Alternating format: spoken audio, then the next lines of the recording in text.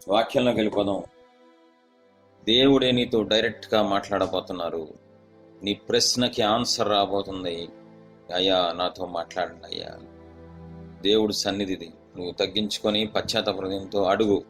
నా జీవితం బాగుండాలంటే, నాకు మంచి రోజులు రావాలంటే, నా సమస్యకి పరిష్కారం రావాలంటే ఈరోజు మాట్లాడండి. వాక్యం ద్వారా నేను ఏం చెయ్యాలో మాట్లాడండి. నీ ప్రశ్నలన్నిటికీ ఒక్క దెబ్బతో ఆన్సర్ వచ్చేస్తాయి. ఈరోజు వాక్యం ద్వారా నీ డౌట్లన్నీ తీరిపోతాయి. అంతే, ఒకే ఒక్క వాక్యం ద్వారా నీ 100 డౌట్లు తీరిపోతాయని ముందే చెప్పేస్తున్నా. నేను ప్రార్థన చేసుకున్నాను. మహోన్నతుడా, దయగల తండ్రి, ప్రేమ స్వరూపుని యేసు ప్రభువా, మా కన్న తండ్రి, మా బంగారు తండ్రి, మీ పదాలకు సాష్టాంగపడి స్తోత్రం గెలుచుకుంటున్నాం. ఆది యందు వాక్యం ఉండెను, వాక్యము దేవుని యొద్ద ఉండెను, వాక్యమే దేవుడై ఉండెను. మీ పరిశుద్ధమైన వాక్యాన్ని నేను చెప్పడానికి యోగ్యుణ్ణి కాదయ్యా. నేను అయోగ్యుణ్ణి, అపవిత్రుణ్ణి, పనికి మాలిన వాడిని తండ్రి, కృతజ్ఞతలు లేని వాడిని ప్రభు. నన్ను క్షమించి ప్రభా మీ సన్నిధిలో కూర్చోబెట్టుకున్నారు అయ్యా. నాలంటోడు వాక్యం చెప్పడం ఏంటి తండ్రి? భయంకరమైన విగ్రహారాధన వంశంలోంచి వచ్చాను. భయంకరమైన వ్యభిచారిని నేను. నాకేంటి తండ్రి ఎంత కృప చూపించారు? అర్హత లేకుండా, యోగ్యత లేకుండా వాక్యం చెప్తున్నాను తండ్రి, నన్ను క్షమించి. మీ ప్రజలు ఎంతో దాహంతో ఉన్నారయ్యా. మీ ప్రజలు విడుదల లేక అల్లాడిపోతున్నారయ్యా.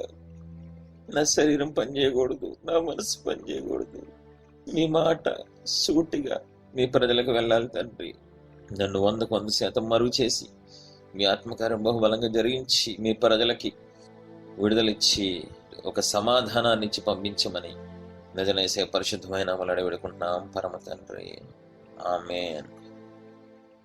ప్రియ దేవుని పిల్లలారా, జాగ్రత్తగా స్పష్టంగా వినాలని మిమ్మల్ని యేసు ప్రభు వారి పేరిట వేడుకుంటున్నాను. నేను పొందిన ఆనందం మీరు కూడా పొందుకోవాలని ఒకే ఒక్క ఆశ, నేను పొందుకున్న విడుదల మీరు కూడా పొందుకోవాలని ఒకే ఒక్క తపన. ఈరోజు ప్రపంచవ్యాప్తంగా మనం చూసినట్లయితే, ప్రపంచ క్రైస్తవ్యాన్ని చూసినట్లయితే, దేవుని నమ్ముకున్న దేవుని పిల్లల జీవితాలు చూసినట్లయితే సంతోషం లేదు, సమాధానం లేదు, నెమ్మది లేదు, ఆశీర్వాదం లేదు, దీవెన లేదు, ఏమీ లేదండి. ఒక చర్చిలో 1000 మంది ఉంటే ఎంతమందికి విడుదల ఉంది? ఎంతమందికి ఆనందం ఉంది? ఏ అక్క బాగున్నావా అని సహోదరులు మాట్లాడుకుంటే ఏంటండి సమస్యలు? ఏం చెప్తానక్క నా సమస్య?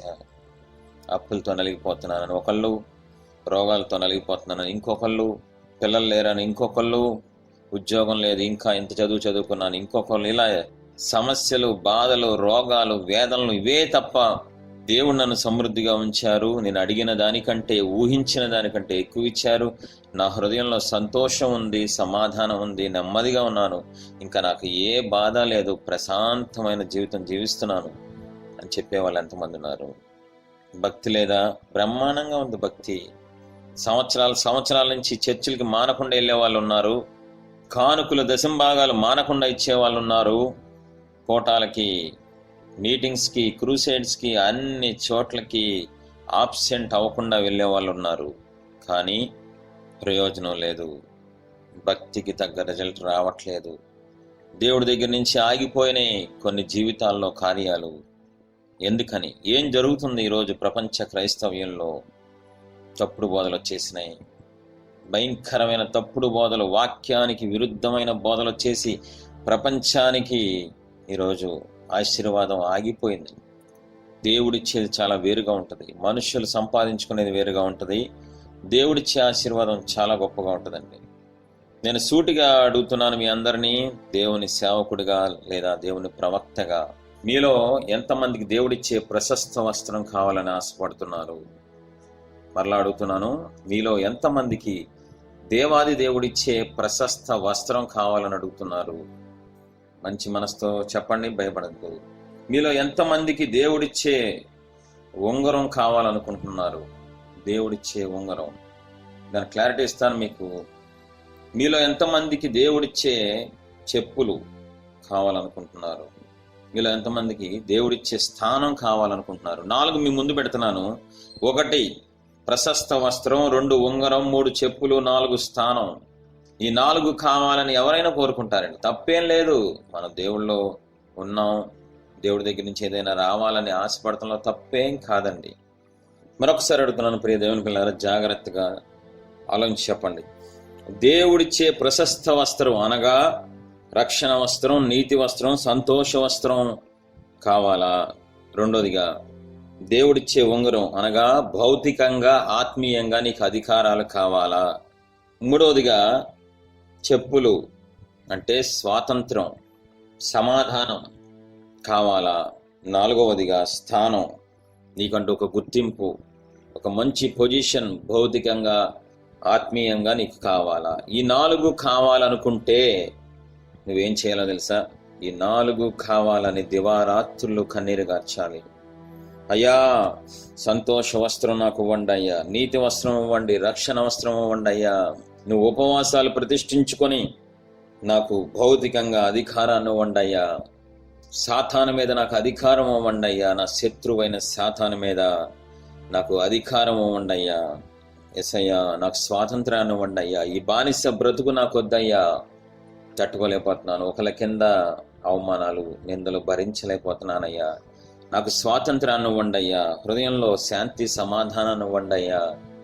అయ్యా, నాకు ఒక స్థానాన్ని ఇవ్వండి అయ్యా. నేను ఎవరికి ఉపయోగపడిన పరిస్థితిలో ఉన్నానయ్యా. నాకు ఒక మంచి స్థానాన్ని ఆత్మీయంగా భౌతికంగా ఇమ్మని దివారాత్రులు అడగమని ప్రపంచ సేవకులు చెప్తున్నారు. నేను అడిగితే తప్పని నేను చెప్తున్నాను. 190 మంది లేదా 199 మంది సేవకులు చెప్పేది ఒకటే, అడగండి. సమస్యల కోసం అడగండి, రోగాల కోసం అడగండి, ఉపవాసాలు ప్రతిష్ఠించండి, వాగ్దానాలు ఎత్తిపెట్టుకోండి. దేవుడు ఏం చెప్పారు? విసుకక ప్రార్థించమని చెప్పారు కదా, అడగమన్నారు కదా. అడగండి. మీ అప్పుల కోసం అడగండి, మీ రోగాల కోసం అడగండి, మీ పిల్లలు పుట్టట్లేదని అడగండి. ఏంటి అడిగేది? పిచ్చిగాని పట్టిందా అని అడుగుతున్నాను.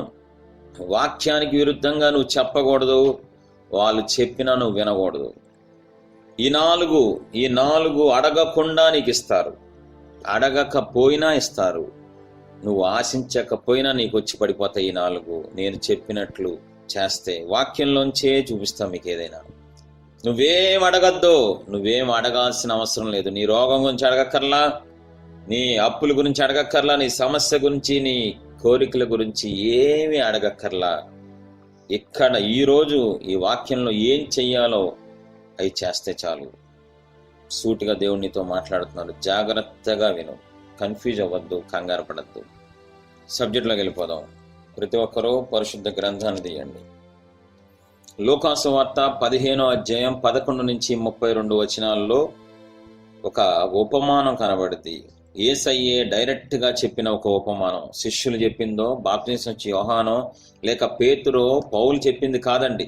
సాక్షాత్తు భగవంతుడు, సృష్టికర్త, నిన్ను నన్ను సృష్టించి నిర్మించి పరిపాలిస్తున్న విశ్వ నిర్మాత ఆయన నోటితో చెప్పిన ఒక అమూల్యమైన ముత్యం లాంటి ఉపమానం ఇక్కడ కనబడతా ఉంటుంది. లూకాసు వార్త 15వ అధ్యాయం 11 నుంచి 32 వచనాల వరకు ఒక మంచి ఉపమానం. ఇక్కడ ఈ ఉపమానంలో ఏదంటే ఈ యొక్క భాగంలో దేవుని మనస్సు కనబడిద్ది, దేవుని ప్రేమ కనబడిద్ది, మనం ఏం చెయ్యాలో కనబడిద్ది, దేవుడు మనకి ఏమి ఇవ్వబోతున్నారో, ఏమి ఇస్తారో కనబడిద్ది అండి. మొత్తం వచ్చేస్తే ఇక్కడ ఒక వ్యక్తి జీవితం మొత్తం ఈ 11 నుంచి 32 వచనాల్లో కనబడిద్ది అండి. మొత్తం కనబడి నీ జీవితం చూపిస్తాను. ఇప్పుడు దేవుని ప్రవక్తగా నీ జీవితాన్నే ఇక్కడ చూపిస్తాను.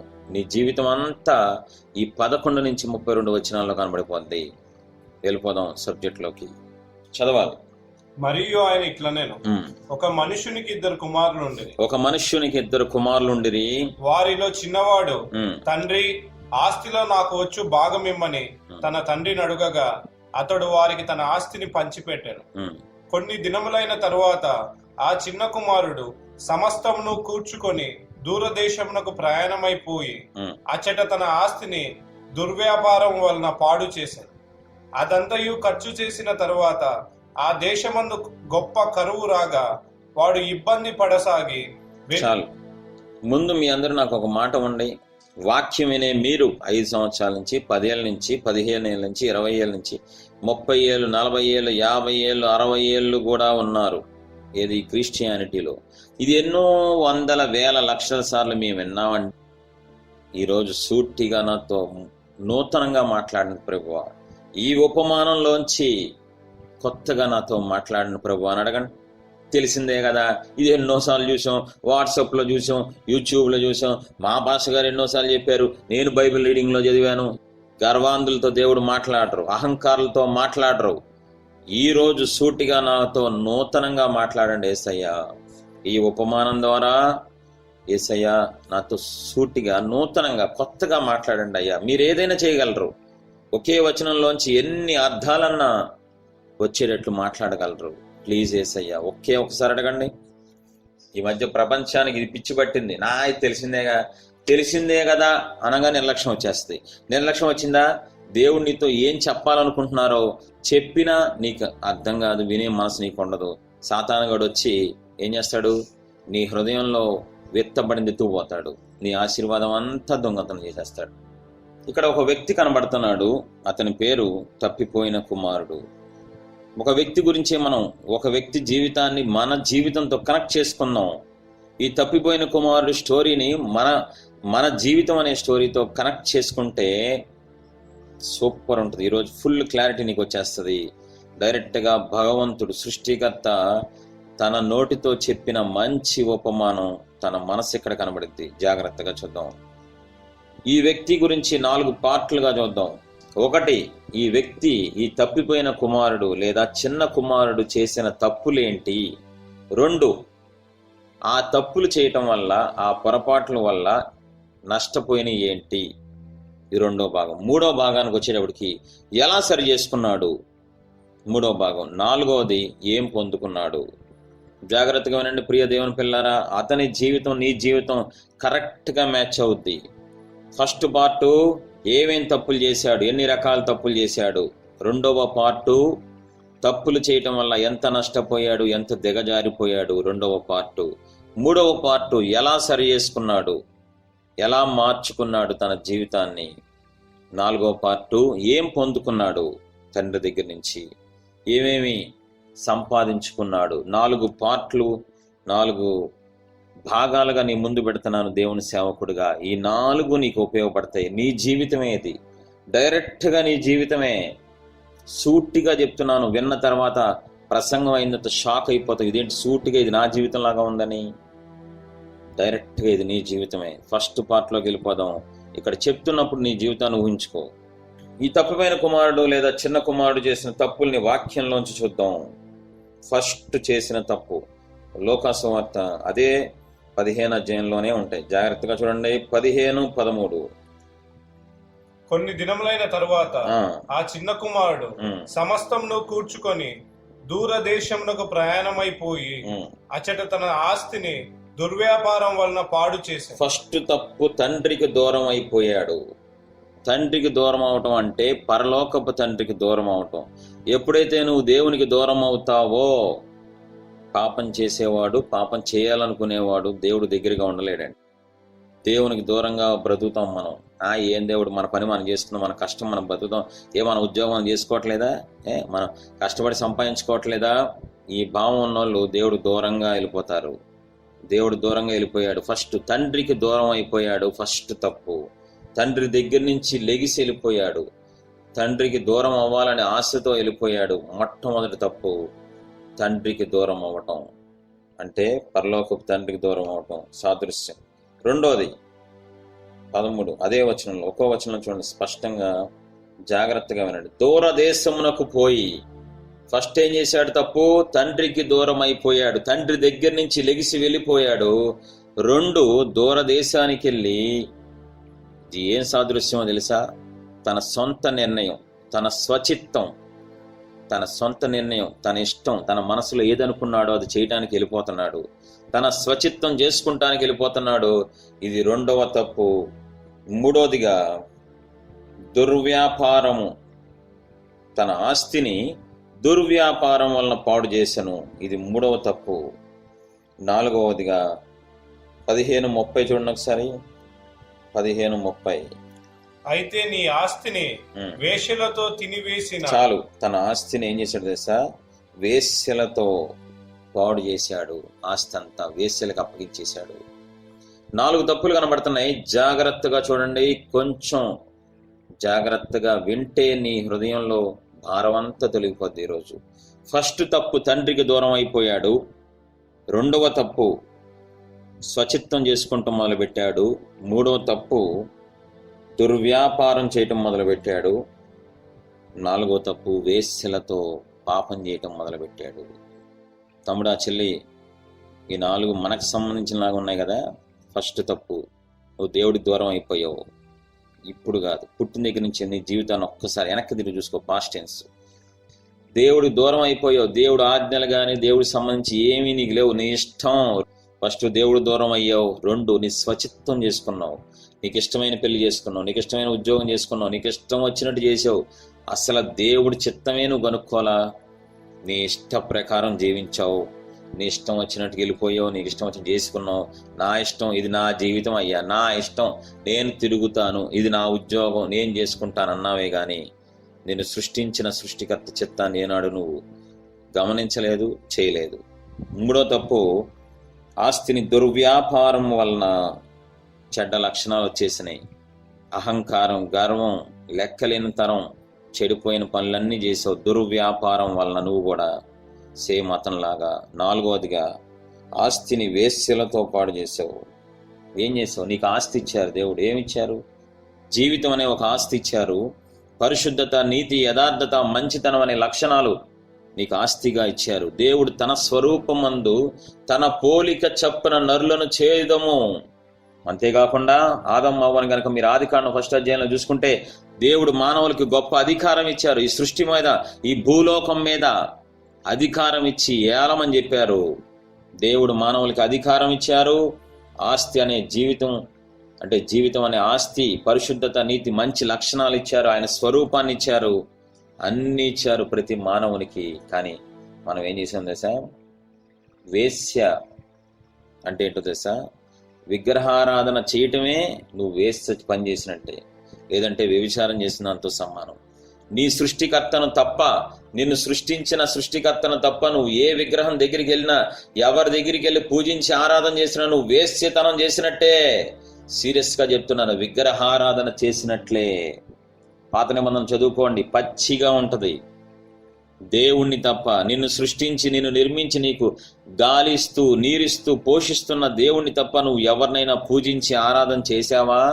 అది నువ్వు తెలిసి చేసినా తెలియక చేసినా వ్యభిచారమే.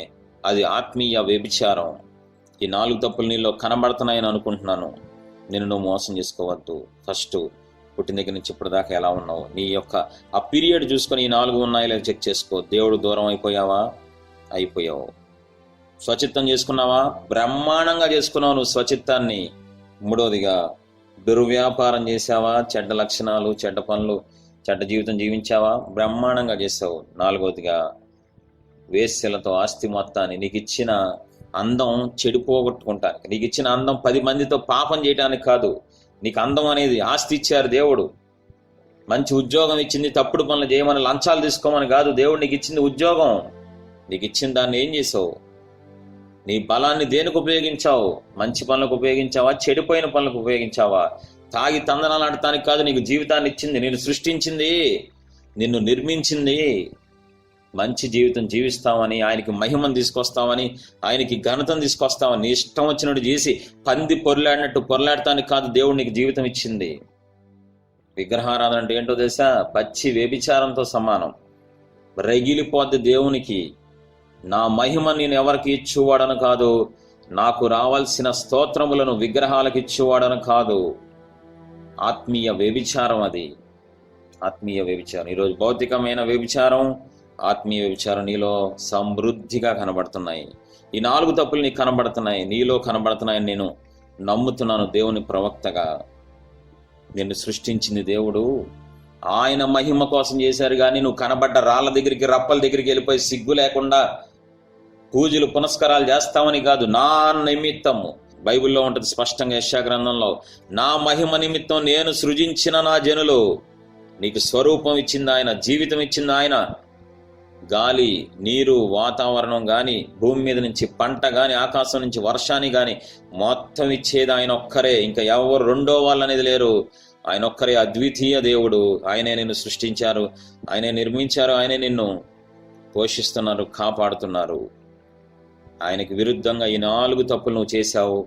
అయితే సబ్జెక్ట్లోకి వెళ్దాం. ఈ వ్యక్తి మన జీవితంతో బాగా కనెక్ట్ అవుతున్నాడు. ఇలా 4 తప్పులు చేయటం వల్ల తన జీవితంలో ఏం జరిగింది, ఏం నష్టపోయాడు, ఏం జరిగిందో వాక్యం నుంచి చూద్దాం. లూకా సువార్త 15వ అధ్యాయం 14 నుంచి 17 వచనాల్లో ఫస్ట్ 14 చూద్దాం. అదంతయు ఖర్చు చేసిన తరువాత ఆ దేశమందు గొప్ప కరువు రాగా వాడు ఇబ్బంది పడసాగి. ఇబ్బందులు మొదలవుతాయి. ఈ 4 తప్పులు ఎవరైతే చేస్తారో ఏంటది? దేవుడు దూరం అయ్యి, 2 స్వచిత్తం చేసుకొని, 3 దుర్వ్యాపారం చెడ్డ లక్షణాలతో జీవిస్తూ, 4 విగ్రహారాధన అవ్వచ్చు, ఆత్మీయ వ్యభిచారం కానీ, శారీరక వ్యభిచారం కానీ. ఈ 4 తప్పులు ఎవరైతే చేశారో వాళ్ళ జీవితంలో కనబడే చూడండి ఒకసారి. ఫస్ట్ ఇబ్బందులు పాలైపోతారు.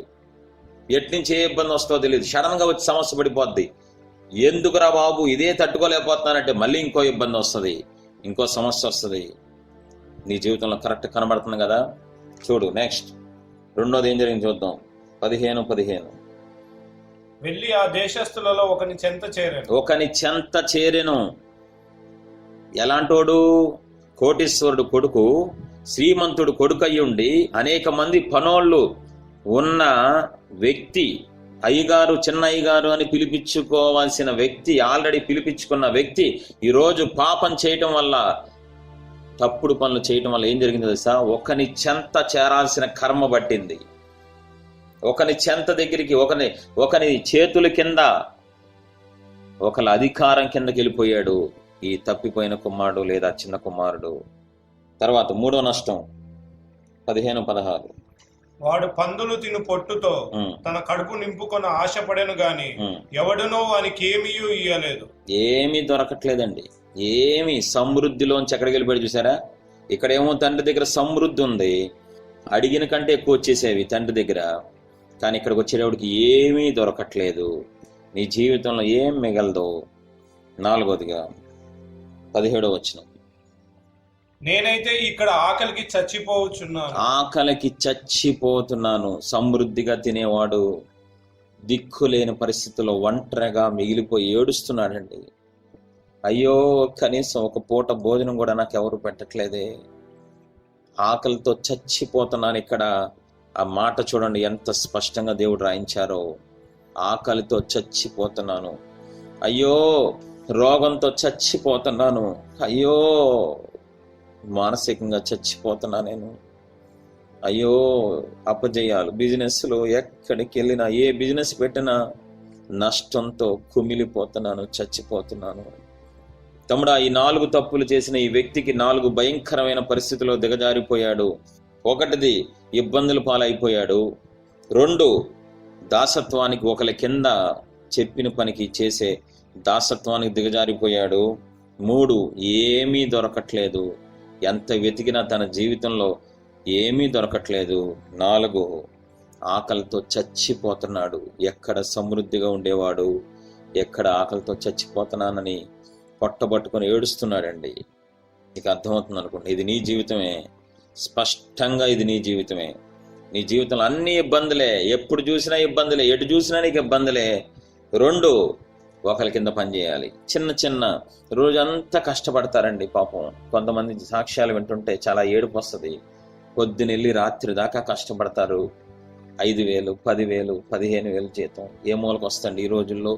ఇంత పెరిగిపోయిన రేట్లు పెరిగిపోయిన ఈ రోజుల్లో ఆ 15,000 కోసం వాళ్ళు ఏం తిట్టినా భరిస్తారు. వాళ్ళు అవమానించిన, కొన్నిసార్లు ఆడపిల్లల్ని సెక్సువల్గా అధికారులు ఏడిపించిన గతి లేక ఆ రూపాయి కోసం, ఇంట్లో పోషించడం కోసం ఏడ్చే వాళ్ళు ఎంతో మంది ఉన్నారండి.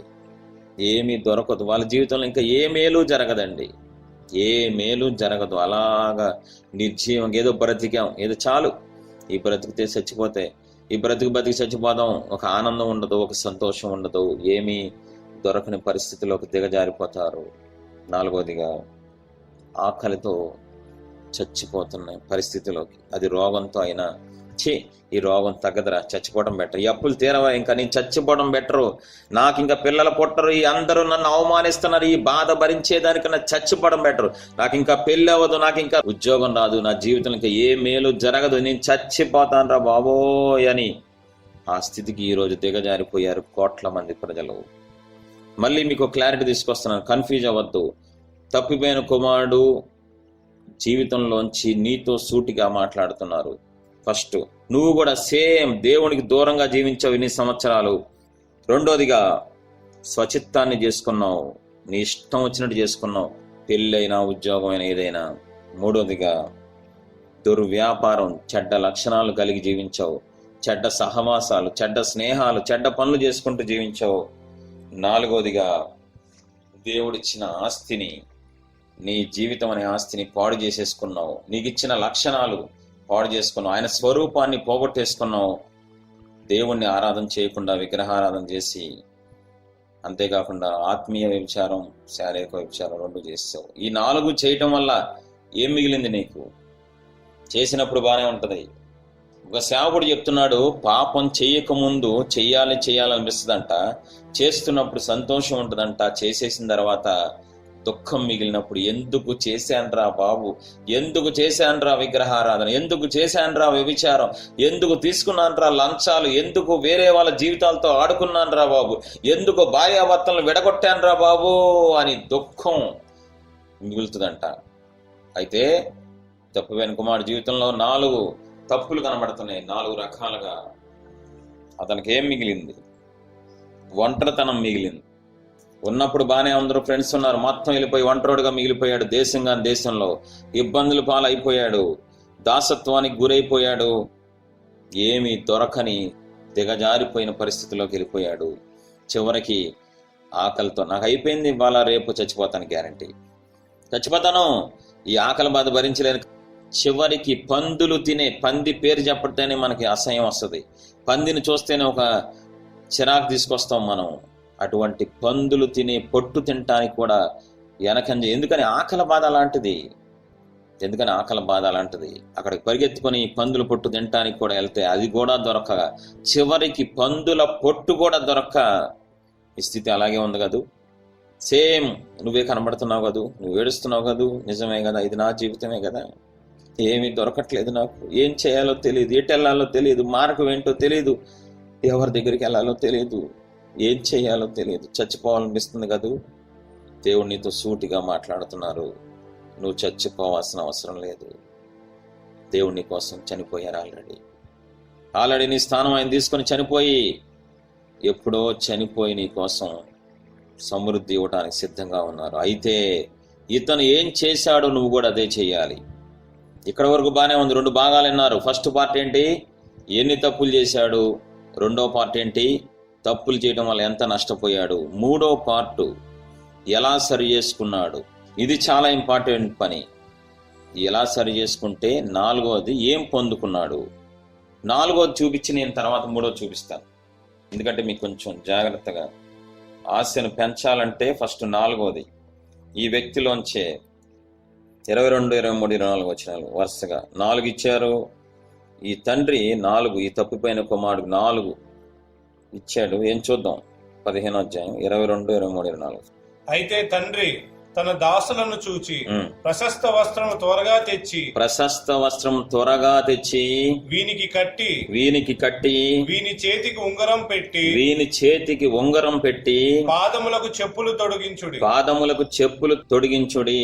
క్రొవ్విన పశువును తెచ్చి వధింపుడి, మనము తిని సంతోషపడదాము. ఈ నా కుమారుడు మళ్ళీ స్థానం వచ్చేసింది. వెళ్ళిపోయాడు దూరంగా, వద్దనుకున్నాడు తండ్రిని. నాకు అక్కర్లేదు, నాకు వయసు వచ్చింది, నాకు అక్కర్లేదు నువ్వు అని చెప్పి ఆస్తిని తీసుకొని దేశానికి వెళ్ళిపోయి దుర్వ్యాపారం చేసి సిగ్గు శరణం లేకుండా చెండాల బ్రతికి చెడ్డ లక్షణాలు, బూతులు, అలవాట్లు, తాగుడు, వ్యభిచారం, వేశ్యల దగ్గరికి వెళ్ళి మొత్తం సర్వనాశనం, శరీరాన్ని పాడు చేసుకున్నాడు, ఆస్తిని పాడు చేసుకుని మొత్తం పాడు చేసుకున్న వ్యక్తి వచ్చాడు. ఏం చేశాడు ఇప్పుడు చూపిస్తాను. 3వ పార్ట్. 4వ పార్ట్లో ఏం జరిగిందంటే, ఆ తండ్రి తనకిస్తున్నాడు ఎవరికి? వేరే దేశానికి వెళ్ళి డాక్టరేట్ చేసుకున్న వ్యక్తికి తీసుకొచ్చి బలిస్తున్నాడు కదా. మంచి పేరు సంపాదించుకొని తండ్రి పేరుని ఘనపరిచిన వ్యక్తికి ఇవన్నీ ఇస్తున్నాడు కదా. మంచిగా బయటికి వెళ్ళి బిజినెస్లో ఇచ్చిన అమౌంట్ కంటే దానికి 3 రెట్లు 4 రెట్లు సంపాదించుకొని, నాన్న చూసావా నువ్వు ₹1,00,00,000 ఇస్తే నేను 5 కోట్లు చేశానని ఆనందంతో పరిగెత్తుకుంటూ వచ్చి ఇదిగో 5 కోట్లు అని చెప్పిన తర్వాత ఇవన్నీ ఇస్తున్నాడు కదా. పిచ్చి పట్టిద్దండి. దీని అర్థం నీకు తెలిస్తే పిచ్చి పట్టిద్ది. ఇదే ఈ లోకపు తండ్రి గనక, ఇదే ఈ లోకపు తండ్రికి తన కుమారుడు ఇలాగే చేస్తే వచ్చిన వెంటనే, ఒరే పనికి మాలిన యాదవ, చెడిపోయినోడా, నీ వల్ల సమాజంలో నా పరువు పోయిందిరా, ఒరే నీచుడా, ఎన్ని రాత్రులు నిద్ర లేకుండా చేశారు, అరే చుట్టాలు పెళ్లికి వెళ్తే చుట్టాలు మొహం మీద కాండ్రించి ఉమ్మేశారా, నీ కొడుకు వెళ్ళిపోయాడా, నీ చెప్పానా ముందే, నీ పరువు తీసేస్తాడని చెప్పానా, అవమానం పాలు చేసావురా, మళ్ళీ ఏ మొహంతో వచ్చావురా పనికి మాలినోడా, సిగ్గులేదారా, నా ఆస్తి అంతా తీసుకెళ్ళిపోయావు, సిగ్గులేదారా, వ్యభిచారం చేస్తావా, వేశ్యలతో పాపం చేస్తావా, పనికి మాలిన యాదవా, ఎలుపు, నా గుమ్మం తొక్కావా, నిన్ను చెప్పు తీసుకొడతా, ఇంకా నువ్వు నా కొడుకు కాదు, నీకు నాకు తెగదంపులే, నీకు నాకు తెగదంపులే అని ప్రతి వాడు అంటాడు. ఎవడైనా అంటాడండి. అంత మంచి మనసు ఎవడికి ఉండదు. చెడిపోయిన వాడిని పరువు తీసేసిన వాడిని ఇంట్లో తెచ్చుకొని ముద్దెట్టి అంత ప్రేమ ఈ లోకపు తండ్రి ఎక్కడ కనబడదు, అది అసాధ్యం. కానీ పరలోకపు తండ్రి తన ప్రేమను వెల్లడిపరుస్తున్నారు. ప్రయాసపడి భారం మోసుకొంచున్న సమస్త జనులారా నా యొద్దకు రండి, నేను మీకు విశ్రాంతినిస్తాను. ఏ విషయాల్లో మనం బాగా ప్రయాసపడ్డాం? పాపం చేయటంలో, విగ్రహారం చేయటంలో, వ్యభిచారం చేయటంలో, మోసం చేయటంలో, దేవుడిని దుఃఖపెట్టడంలో, దేవుడి గాయాలు రేపడంలో బాగా ప్రయాసపడిపోయాం మనం. అలాంటి నీచులకి ఆఫర్ ఇస్తున్నారండి పరలోకపు తండ్రి. చెడిపోయిన వాళ్ళకి, వ్యభిచారులకి బరి తెగించి సిగ్గు శరం లేకుండా, వావి వరుసలు లేకుండా వ్యభిచారాలు చేసి, దొంగతనాలు, మర్డర్లు చేసి, చిన్నపిల్లలను కూడా అభాషణలు చేసి చంపేసిన హంతకులకి ఆయన ఆఫర్ ఇస్తున్నారండి. రండి, నా యొద్దకు రండి, నేను మీకు విశ్రాంతినిస్తాను, నా శాంతినిస్తాను, నా సంతోషం ఇస్తానండి. ఏంటండి ఇదంతా? పిచ్చి పడుతుందండి నాకు. ఒక దొంగతనం చేసి 14 సంవత్సరాలు, అది దొంగతనం అవ్వచ్చు, లేకపోతే ఇంకేదైనా మర్డర్ ఏదైనా అవ్వచ్చు, ఒకవేళ ఏదో ఒక తప్పు చేసి నేరం చేసి పోలీసుల చేత పట్టబడి కోర్టులో కేసు వేయబడి 14 సంవత్సరాలు నేరానికి శిక్ష అనుభవించిన వాడు పెద్ద జైల్లోంచి బయటకు వచ్చేటప్పుడు జైలు ఏమంటాడు సార్, ఒరే 14 ఏళ్ళు అనుభవించావు, ఎలాంటి వాడు, మంచి కుటుంబంలో పుట్టినోడు, ఎందుకు ఇలా తయారయ్యావు, ఎందుకు ఆ దొంగతనాలు ఏంటి, ఆ మర్డర్లు ఏంటి, అమ్మాయిలతో ఆ జీవితాలతో నాశనం చేయడం ఏంటి, అమ్మాయిల జీవితం సిగ్గు లేనోడా, ఎప్పటికైనా ఈ రోజు నుంచే మంచిగా బతుకు, ఏదవా పనికి మాలినోడా, అనవసరంగా మళ్ళీ రామాకు జైలుకి, అర్థమైందా అని జైలరు తిట్టి బుద్ధి చెప్పి గడ్డిపెట్టి పంపిస్తాడండి. అంతేగాని ఇదిగోరా 14 ఏళ్ళు నువ్వు శిక్ష అనిపించావు కదా, మర్డర్లు చేసావు కదా, ఇదిగో డబ్బులు తీసుకోమ్మా, డబ్బులు తీసుకోమని బహుమానాలు ఇచ్చినట్టు భూమి మీద ఎక్కడ చరిత్రలో లేదండి. అసలు ఇదేం ప్రేమ అండి బాబు, పిచ్చెక్కిపోతుంది యేసయ్య ప్రేమకి. తప్పు చేసిన వాళ్ళు కూర్చోబెట్టి పిచ్చగొట్టు చంపి పారి నరకానికి తోయేసే ఆశని పట్టుకొని పిలిచి ఈ బహుమానాలు ఇవ్వటం ఏంటండి? అర్థం కావట్లేదండి. దేవుని ప్రేమ ఊహకు అందట్లేదు, వర్ణనకు కుదరట్లేదు. తప్పు చేసిన వాళ్ళని ఎవరైనా అసహించుకుంటారండి. పాపం చేసిన వాళ్ళు ఎవరైనా చీ నీ బతుకు చెడా అని ఉమ్ములేస్తారండి. కానీ పాపులను పిలవటానికి, నేను నీతిమంతులను పిలవటానికి రాలేదు, పాపులను పిలవటానికి వచ్చిన ఒకే ఒక్క తండ్రి యేసయ్యండి, ఒకే ఒక్క స్నేహితుడు యేసయ్యండి. మనసులో కూడా ఏ కల్మషం నీళ్ళ మీద పెట్టుకోకుండా, మనసులో కూడా నువ్వు చేసిన పాపాన్ని గుర్తు చేసుకోకుండా నిన్ను ముద్దాడే దేవుడు, నిన్ను ముద్దాడే తండ్రి యేసయ్యండి. నీ క్యారెక్టర్ తెలిసిన తర్వాత మీ అమ్మ ఊరుకోదు, మీ నాన్న ఊరుకోడు. నువ్వు చెడిపోయావని తెలిసిన తర్వాత నీ భర్త విడాకులు ఇచ్చేస్తాడు నీకు. నువ్వు తేడా అని తెలిస్తే నీ పిల్లలే నిన్ను అసహించుకుంటారు. కానీ నీ క్యారెక్టర్ అంతా తెలిసిన తర్వాత కూడా నిన్ను అసహించుకోకుండా ప్రేమించే ఒకే ఒక్క ప్రేమ యేసయ్య ప్రేమ అండి. అది సృష్టిలో ఎక్కడ దొరకదు. అది అనుభవిస్తే కానీ అర్థం కాదు. పాపులకు స్నేహితుడా అని పిలిపించుకోవడానికి వచ్చారంటే మహాపరిశుద్ధుడు, పాపం చూడలేని దేవుడు, పాపాన్ని వినలేని దేవుడు, పాపాన్ని సహించలేని దేవుడు తన నిర్ణయాన్ని మార్చుకొని ఆయనే నీకు బదులుగా నాకు బదులుగా మరణించి నీతో నాతో స్నేహం చేయడానికి ఇష్టపడ్డ ఆ దేవుని ప్రేమని ఏ విధంగా వర్ణించాలి? నాలాంటోడు ఏం వర్ణిస్తాడండి? తప్పిపోయిన కుమారుడి దగ్గర అందరూ వెళ్ళిపోయారండి, ఒంటరిని చేశారు. డబ్బు ఉన్నప్పుడు ఉన్నారు, ఆస్తి ఉన్నప్పుడు, బలం ఉన్నప్పుడు ఉన్నారు, అంతా అయిపోయింది. ఒంటరిగా మిగిలినప్పుడు ఈ తప్పిపోయిన కుమారుడికి ఎవరు మిగల. తనకు మిగిలింది ఒకటే ఇబ్బంది, తనకు మిగిలింది, తనకు తోడుగా ఉన్నది ఒకటే ఆకలి, తనకి నీడగా ఉన్నది ఒకటే సమస్యలు. అవి తప్ప నీకేం మిగలవు. తమ్ముడా, బలం ఉందనో, ఆస్తి ఉందనో, అధికారం ఉందనో ఇష్టం వచ్చినట్టు రెచ్చిపోయావనుకో, తప్పిపోయిన కుమారుడు చిన్న కుమారులాగా అయిపోద్ది నీ బ్రతుకు. ఎవరు నిన్ను పట్టించుకోరు, నీకంటూ ఎవరు ఉండరు, నీకంటూ ఏం మిగలదు. దేవుడు నీతో సూటిగా మాట్లాడుతున్నారు ఈ ఉదయకాలం మందు, నీతోనే సూటిగా మాట్లాడుతున్నారు. నువ్వు అలా నిర్జీవ స్థితిలో ఉండటం నాకు ఇష్టం లేదయ్యా. నువ్వు అలా నలుగురి చేత నిందలు పడతాం, నలుగురి చేత హేళన చేయబడతాం, నేను తట్టుకోలేకపోతున్నానయ్యా. లోపలుండి నేను అందుకోసం మరణించలేదయ్యా, నిన్ను పైకి తీసుకురావాలని తగ్గించుకున్నానయ్యా, నేను హెచ్చించాలని తగ్గించేసుకున్నాను, నిన్ను దీవించాలని నేను దరిద్రుని అయిపోయాను. అయినా నువ్వు ఇంకా నీ జీవస్థితిలో ఉంటే నేను చూడలేకపోతున్నానని నీలో ఉన్న పరిశుద్ధాత్మ దేవుడు ఏడుస్తున్నారండి దివారాత్రులు. 4వ పార్ట్ మనం చూసాం. First part, second part, fourth part, మధ్యలో 3వ పార్ట్ చాలా ఇంపార్టెంట్. ఇతను ఏం చేస్తే, ఏం సరి చేసుకుంటే, ఎలాగా తన మనసుని మార్చుకుంటే ఈ 4 సంపాదించుకున్నాడు. ఏంటా 4? ప్రశస్త వస్త్రాన్ని సంపాదించుకున్నాడు. ఎవరు?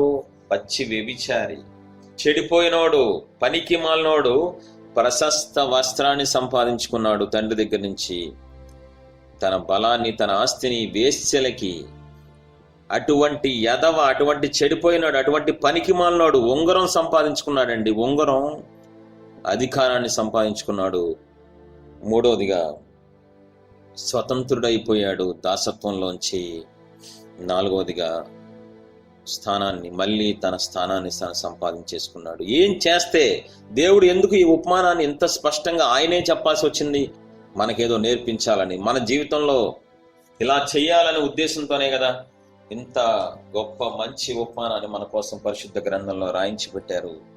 ఆ 3వ భాగం చాలా ఇంపార్టెంట్. నువ్వు ఈ 3వ భాగం, నువ్వు ఆల్రెడీ ఫస్ట్ భాగం చేసేసావు, నీ ఇష్టం వచ్చినట్టు జీవించి 2వ భాగంలోకి వచ్చేసావు ఆల్రెడీ. ఈరోజు నష్టాలు, అవమానాలు, ఒంటరితనం, పిల్లలు లేనితనం, ఉద్యోగం లేదు, జీవితంలో ఆనందం లేదు, సమాధానం, సంతోషం లేదు. ఆల్రెడీ 2వ భాగంలో నేను ఉన్నావు.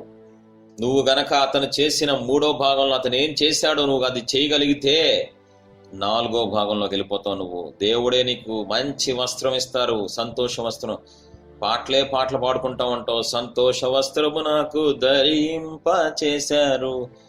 ఆనందం వచ్చినప్పుడు కీర్తనలు పాడతారని వాక్యం సెలవిస్తుంది. నీ ఆనందానికి అవధలుండవు, నీ గిన్నె నిండి పొర్లిపోతా ఉంటది.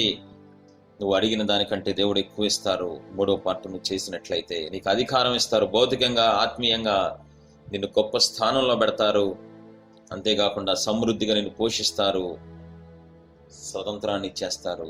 హ్యాపీగా ఉంటావు, ఒకరి కింద బతకకుండా సంతోషంగా ఎగిరి గంతులేస్తూ చిన్న పరలోకాన్ని అనుభవిస్తామని దేవుని ప్రవక్తగా చెప్తున్నాను. ఎందుకంటే నేను అనుభవిస్తున్నాను కాబట్టి.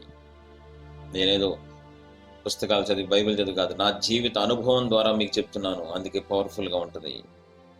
నేను ఇప్పుడు 4వ భాగంలో ఉన్నాను కాబట్టి ఇంత రోషంగా, ఇంతగా చెప్పగలుగుతున్నాను.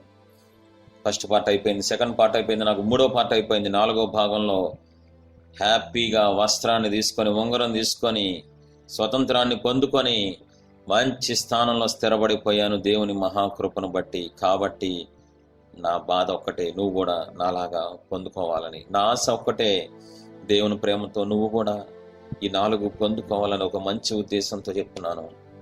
భయంకరమైన విగ్రహారాధన వంశం నుంచి వచ్చా నేను. మా నాన్న, మా తాత విగ్రహారాధన వంశం మేము. మా నాన్న భయంకరమైన విగ్రహారాధన గుడే కట్టేశాడు మా నాన్న. మా తాత 40 సంవత్సరాలు భయంకరమైన విగ్రహారాధన, భయంకరంగా లోతుగా బాగా చేశాడు ఆయన. కాబట్టి మా వంశం విగ్రహారాధన వంశం, మా వంశం విగ్రహారాధన వంశం. నేను కొంతకాలం కిందట మినిస్ట్రీకి రాకముందు వావి వరుసలు లేకుండా, సిగ్గు శరం లేకుండా వ్యభిచారం చేసిన పచ్చి వ్యభిచారిని నేను. తప్పిపోయిన కుమారుడు ఎలాగైతే పాపం చేశాడో సేమ్ నా జీవితం కూడా అంతే. నేను విగ్రహారాధన చేశాను, వ్యభిచారం చేశాను, లంచాలు తీసుకున్నాను, ఉద్యోగంలో చెడిపోయాను పూర్తిగా. నా శరీరాన్ని దేవుడు నాకు ఇచ్చిన ఆస్తిని పూర్తిగా పాడు చేసేసుకున్నాను. కానీ ఆ తప్పిపోయిన కుమారుడు ఏం చేశాడో నేను కూడా 3వ భాగంలో అదే చేశాను. ఈరోజు 4వ భాగంలో తప్పిపోయిన కుమారుడు, చిన్న కుమారుడు ఏం సంపాదించుకున్నాడో దేవుడు మహాకృపను బట్టి ఈ నీచుడికి దేవుడి దగ్గర నుంచి పొందుకునే అవకాశం దొరికింది, ఉపయోగించుకున్నాను. మీరు కూడా ఉపయోగించుకుంటారా? తమ్ముడ చెల్లి, ఎంతకాలం నిర్జీవంగా ఉంటావయ్యా? ఎంతకాలం ఒకరి కింద పనిచేస్తూ ఉంటావు? ఎంతకాలం చిన్న చిన్న శాలరీలకే అడ్డమైన మాటలు భరిస్తూ నలిగిపోతూ ఉంటావు? ఎంతకాలం ఆనందం లేకుండా, సమాధానం లేకుండా నిర్జీవ స్థితిలో ఉంటాం? ఎంతకాలం ఆకలితో, రోగంతో, అప్పులతో ఏడుస్తూ చచ్చిపోవాలనుకుంటా ఉంటావు? ఒక్కసారి ఆ తప్పిపోయిన కుమారుడు ఏం చేశాడో, నేనేం చేశానో నువ్వు అది చేయడానికి సిద్ధపడితే ఈరోజు నీ స్థితి మార్చడానికి ఆయన సిద్ధంగా ఉన్నారు. నీ కన్నీరు తొడవడానికి, నీ గాయాన్ని కట్టడానికి, నీ జీవితంలో మంచి రోజులు ఇవ్వడానికి నీ తండ్రి నీతోనే ఉన్నారు, నీ పక్కనే ఉన్నారు. ఎంతసేపు పట్టింది? పరిశుద్ధాత్మ దేవుడు నీలోనే ఉన్నారు. ఆశీర్వదించే దేవుడు, అందలం ఎత్తించే దేవుడు నీతోనే ఉండి కూడా ఏమి చేయలేక మౌనంగా ఉండాల్సిన పరిస్థితిలోకి నువ్వే ఆయన అలా చేసేసావు. 3వ భాగం చేయకుండా 4వ భాగం రాదండి. 3వ ఫ్లోర్ ఎక్కకుండా 4వ ఫ్లోర్ ఎక్కలేవండి. అతను ఏం చేశాడో చూద్దాం. 3 పనులు చేశాడు. నేను కూడా అదే 3 పనులు చేశాను. నువ్వు కూడా 3 పనులు చేస్తే చాలు. చూద్దాం. లోకాసువార్త 15వ అధ్యాయం 17వ వచనం. అయితే బుద్ధి వచ్చినప్పుడు అండర్లైన్ చేసుకోండి, ఇదే మెయిన్ టర్నింగ్ పాయింట్. తప్పిపోయిన కుమారుడు జీవితంలో ఉంగరం గాని, వస్త్రం గాని, ఆనందం గాని, సంతోషం రావడానికి టర్నింగ్ పాయింట్ ఏంటో తెలుసా? బుద్ధి వచ్చినప్పుడు. తప్పిపోయిన కుమారుడికి, చిన్న కుమారుడికి బుద్ధి వచ్చింది. బుద్ధి లేని పనులు చేసిన అతనికి, చెడిపోయిన పనులు చేసిన అతనికి, వ్యభిచారం చేసిన అతనికి, తండ్రికి దూరం అయిపోయిన అతనికి బుద్ధి వచ్చినప్పుడు. అండర్లైన్ చేసుకోండి. 100 పెన్నులు ఉంటే 100 పెన్నులతో చేసుకోండి. నీ హృదయంలో రాసుకోండి దయచేసి. తన జీవితంలో సక్సెస్ కి ఫస్ట్ స్టెప్ ఏంటో తెలుసా? తను కోల్పోయిన ఇవన్నీ సంపాదించుకుంటానికి ఫస్ట్ స్టెప్ ఏంటో తెలుసా? బుద్ధి వచ్చినప్పుడు. ఈరోజు ప్రపంచ క్రైస్తవ్యానికి బుద్ధి రావట్లేదు. బుద్ధి రాలేదని నేను బల్లగుద్ది చెప్పగలను. నేను బుద్ధి రావట్లేదు ఈరోజు. బుద్ధి వచ్చినప్పుడు. ఎటువంటి బుద్ధి వచ్చింది? నేను చేసిన పాపాల వల్లే నేను ఈ స్థితిలోకి దిగజారిపోయాను. ఈరోజు నేను ఆకలితో అలమటిస్తున్నానంటే నేను చేసిన తప్పులే. చక్కగా తండ్రి దగ్గర ఉండకుండా ఒళ్ళు కొవ్వెక్కి వాడు చెప్పాడని, వీడు చెప్పాడని నేను ఆస్తి తీసుకొని వచ్చినందుకు నాకు బాగా జరిగింది, బాగా జరగాలి. చేసిన ఎదవ పనులు నేనే కాబట్టి నేనే అనుభవిస్తున్నా ఈరోజు ఆకలి బాధ. నా తండ్రి దగ్గర ఉంటే, దేవుడు చెప్పింది వినుంటే, దేవుడు నాలో పెట్టిన మనస్సాక్షి చెప్తున్నప్పుడు, ఒరే వ్యభిచారం చెయ్యొద్దురా బాబు, మోసాలు చెయ్యొద్దు, అక్రమాలు చెయ్యొద్దని మనస్సాక్షి నన్ను చెప్తున్నప్పుడు వినుంటే ఈరోజు నేను దిగజారిపోయేవాడిని కాదు అని అనుకోకుండా ఏంటేంటో వాగుతున్నారు, ఏంటేంటో ప్రార్థనలు చేస్తున్నారు, ఏంటేంటో ఉపవాసాలు ఉంటున్నారు. బుద్ధి రావట్లేదు. ఆవిడకి బుద్ధి వచ్చినోడు మాటలు వేరుగా ఉంటాయి, బుద్ధి రానోడి మాటలు వేరుగా ఉంటాయి. నీకు బుద్ధి వచ్చిందా? బుద్ధి వస్తే మీ మాటలు తప్పిపోయిన కుమారుడు మాటల్లాగా ఉండాలి. నీకు బుద్ధి రాకపోతే దీనికి విరుద్ధంగా మాట్లాడతావు. ఫస్ట్ చేసిన పని, ఫస్ట్ తన జీవితంలో మొట్టమొదటి ఘట్టం, మొట్టమొదటి గడియ, మొట్టమొదట మార్పు చెందిన ఫస్ట్ సందర్భం ఏంటో తెలుసా? బుద్ధి వచ్చినప్పుడు. ఈరోజు నీకు బుద్ధి వచ్చిందా? రాలేదు. బుద్ధి రాలేదు కాబట్టి నువ్వు ఇలా తగలట్టావు. బుద్ధి వస్తే నీ మాటలు అతనిలాగా ఉంటాయి. చేసిన పాపాలు బట్టి దావీదుకి బుద్ధి వచ్చింది కానీ సౌలుకి మాత్రం పాత నిబంధనలో బుద్ధి రాదు. ఇద్దరం ఒకే తరం వాళ్ళు. దావీదుకి బుద్ధి వచ్చింది, అయ్యో నేను ఓవర్ యాక్షన్ చేశాను కాబట్టి నా బతికిలా అయిపోయింది, నాకు అర్థమైపోయింది. నేను కొండల మీద పరిగెడుతున్నానంటే నేను చేసిన వ్యభిచారం, హత్య వల్లే నా బ్రతికిలా అయిపోయిందని దావీదుకి బుద్ధి వచ్చి మార్చుకున్నాడు తన జీవితాన్ని. సౌలుకు బుద్ధి రావట్లా. రాజు, పాత నిబంధన సౌలుకి మళ్ళీ మళ్ళీ మళ్ళీ మళ్ళీ అదే తప్పులు చేస్తే దేవుడిని దుఃఖపెడుతూ, ఒక పక్క దురాత్మ పీడిస్తున్నా కూడా, ఒక పక్క దురాత్మ తనని వచ్చి ఏడిపిస్తున్నా కూడా తనకి బుద్ధి రాలేదు, బుద్ధి రావట్లేదు సౌలుకి. నువ్వు సౌలువా దావీదువా? నువ్వే గుర్తు చేసుకో, నువ్వే చెక్ చేసుకో. నాకేం సంబంధం లేదు చెప్పడం నా వంతు. విన్నావా, సరి చేసుకున్నావా అన్నది నీ వంతు. దావీదుకు బుద్ధి వచ్చింది, సౌలుకి బుద్ధి రాలేదు. దావీదు తప్పు చేశాడు, సౌలు తప్పు చేశాడు. దావీదు దేవుణ్ణి బాధ పెట్టాడు, సౌలు బాధ పెట్టాడు. కానీ దావీదుకు బుద్ధి వచ్చింది, కానీ సౌలుకు మాత్రం బుద్ధి రాలేదు. రెండో సందర్భం చూద్దాం. సిలువలో ఇద్దరు దొంగలే. కుడి దొంగకు బుద్ధి వచ్చింది, ఎడమ దొంగకి బుద్ధి రాలా. బుద్ధి వచ్చిన మాటలు వేరుగా ఉంటాయి, బుద్ధి వచ్చిన వాడికి ప్రవర్తన వేరుగా ఉంటుంది, బుద్ధి రాని వాడికి వేరుగా ఉంటుంది. సిలువలో ఎడమ దొంగ ఓవర్ యాక్షన్ చేస్తాడు. నువ్వే గనక, అసలు వీడికి ఏం సంబంధం నాకు అర్థం కాదు. ఈయనకి ఎందుకు, ఈయనకి ఏమైనా పాత బాకి ఏమైనా ఉందో, ఏసై ఏమైనా ఇవ్వాలా ఏంటా మాటలు? దేవుడు ఒక మనిషి అనుకుందాం, ఆయన దృష్టిలో దేవుడు కాదు, ఎవరు రెండవ దొంగ. అలాగైనా మాట్లాడచ్చా? ఆయనకి ఏం సంబంధం, వీళ్ళిద్దరికి ఏం సంబంధం ఉంది? నువ్వు నిజంగా దేవుని కుమారుడు అయితే దిగి మమ్మల్ని, నన్ను కూడా రక్షించు. అసలు ఈయన ఎందుకు రక్షించాలి? బుద్ధి లేని మాటలు అవన్నీ, ఓవర్ యాక్షన్ అంటారు దాన్ని. కుడి దొంగకు బుద్ధి వచ్చింది కాబట్టి ఏం మాట్లాడుతున్నాడు? ఆ మాటలు ఎంత బాగున్నాయి చూసారా? అయ్యా అయ్యా అయ్యా అయ్యా, నేను నా పాపానికి ఇది సమంజసం అయ్యా, ఈ శిక్ష నాకు సమంజసం, నేను ఒళ్ళు కొవ్వెక్కి చేశాను కదా, అందుకని గవర్నమెంట్ నాకు వేసిన శిక్ష సమంజసం. కాబట్టి దయచేసి అయ్యా, ఇతనికి ఎంత తేడా ఉంది చూసారా? ఒకే తరం వాళ్ళిద్దరూ, ఒకే తరం వాళ్ళు, దావీదు సౌలు, కానీ ఎంత తేడా ఉందో చూసారా? కుడి దొంగకి ఎడం దొంగకి ఎంత తేడా ఉందో చూసారా? బుద్ధి వచ్చిన వాళ్ళు మాటలు వేరుగా ఉంటాయి, బుద్ధి రానోడు మాటలు వేరుగా ఉంటాయి. నీకు బుద్ధి వచ్చిందా రాలేదా? ఇప్పుడు నెక్స్ట్ తెలుస్తుంది. బుద్ధి వచ్చినోడు ఏం చేస్తాడో, బుద్ధి రానోడు ఏం చేస్తాడు. నేనైతే ఇక్కడ ఆకలికి చచ్చిపోవచ్చున్నాను. నేను లేచి నా తండ్రి యొద్దకు వెళ్ళి, తండ్రి, నేను పరలోకమునకును విరోధముగాను నీ ఎదుటను పాపం చేసి తిని, ఇక మీదట నీ కుమారుడనని అనిపించుకొనుటకు యోగ్యుడను కాను. నన్ను నీ కూలివారితో ఒకనిగా పెట్టుకొనమని అతనితో చెప్పుదననుకొని లేచి తండ్రి యొద్దకు వచ్చాను. ఇక్కడ చూడండి, రెండవ పని. ఫస్ట్ పని ఏం చేశాడంటే, తప్పిపోయిన కుమారుడు అప్పుడు దాకా దుర్మార్గుడు, నీచుడు, తండ్రిని బాధ పెట్టినోడు, తండ్రి గాయాలు రేపినోడు, వేశ్యలతో పాపం చేసినోడు, దుర్వ్యాపారాలు చేసినోడు, అయినప్పటికీ అంత చెడే కనబడుతున్న ఈ జీవితంలో, అంత పాపపు జీవితమే కనబడుతున్న ఈ వ్యక్తి జీవితంలో మంచి కనబడుతుంది, మంచి లక్షణాలు కనబడుతున్నాయి. ఫస్ట్ బుద్ధి తెచ్చుకున్నాడు. ఇదంతా నేను చేసిన దానికి శిక్ష, నా పాపాలకు శిక్ష ఇది, నా ద్రోహాలకు శిక్ష, నా అతిక్రమాలకు శిక్ష ఇది అని బుద్ధి తెచ్చుకున్నాడు. తెచ్చుకున్నవాడు మౌనంగా ఉండాలా. తండ్రి వద్దకు వెళ్ళి, నేను నా పాపాలు ఒప్పుకుంటా. ఇదే ఇక్కడ ఫెయిల్యూర్ అవుతుందండి ప్రపంచ క్రైస్తవ్యం. బుద్ధి వచ్చినోడు ఏం చేస్తాడో తెలుసా? మౌనంగా ఉండలేడు.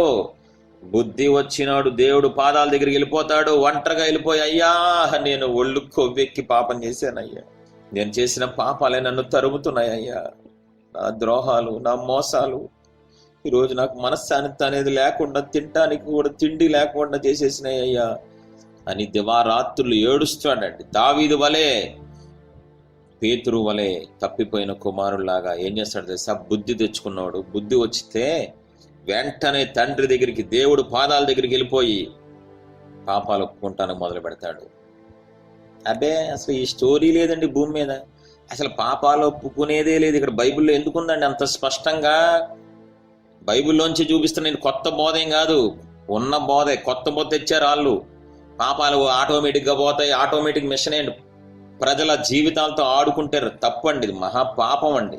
సేవకులని, అర్హత లేని వాళ్ళని తీసుకొచ్చి సేవకులను చేస్తే తన సంఘాన్ని మంచి మార్గంలో నడిపించండిరా అని చెప్పి అర్హత లేని చెడిపోయిన వాళ్ళని సేవకులుగా చేస్తే వాళ్ళ స్వనీతి చేతో, వాళ్ళ శరీరం చేతో ఏదో ఒక రకంగా తప్పుడు బోధలు చెప్పి దేవుడు ప్రజల జీవితాలతో ఆడుకుంటున్నారండి.